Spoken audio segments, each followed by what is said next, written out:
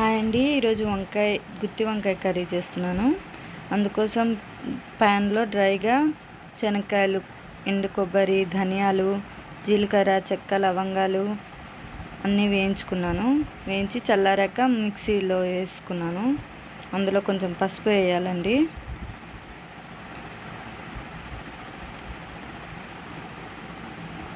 చిటికెడు పసుపు,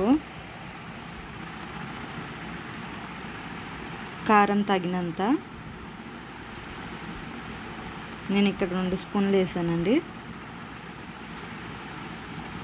ఉల్లిపాయలు కట్ చేసి పెట్టుకున్న ఉల్లిపాయ ఒకటి, వెల్లుల్లి 8 నుంచి 10 వరకు వేసుకొని, అల్లం కట్ చేసుకున్నాను, 1 ఇంచు అల్లం. ఇవన్నీ మిక్సీలో వేసుకొని గ్రైండ్ చేసుకోవాలండి. వంకాయలు కట్ చేసుకొని ఉప్పు నీళ్ళల్లో వేసుకున్నా. ఈ పేస్ట్లో ఇందాక ఉప్పు మర్చిపోయానండి. మళ్ళీ ఉప్పు వేసి మళ్ళీ గ్రైండ్ చేసుకున్నాను. ఇప్పుడు గ్రైండ్ చేసుకున్న మిశ్రమం అంతా వంకాయల్లో స్టఫ్ చేసుకోవాలి. ఇప్పుడు స్టవ్ మీద ప్యాన్ పెట్టుకొని ఆయిల్ వేయాలి. ఆయిల్ కొంచెం హీట్ అయ్యాక స్టఫ్ చేసుకున్న వంకాయలన్నీ ఆయిల్ వేసిన ప్యాన్లో వేసి బాగా వేయించుకోవాలండి.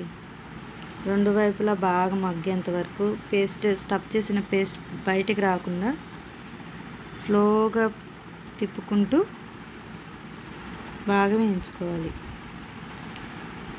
లిడ్ పెట్టుకొని వేయించుకుంటే త్వరగా మగ్గుతాయి. మగ్గాక మిగిలిన పేస్ట్ ఉంటుంది కదండి, అదంతా గ్రైండ్ చేసుకున్న మిశ్రమం అంతా వేసుకోవాలి.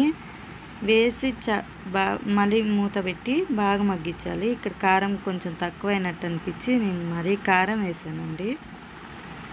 కారం వేసి మరీ మూత పెట్టుకోవాలి. మరి కాసేపు ఆగాక నూనె పైకి తేలేంత వరకు వేయించుకుంటే రెడీ.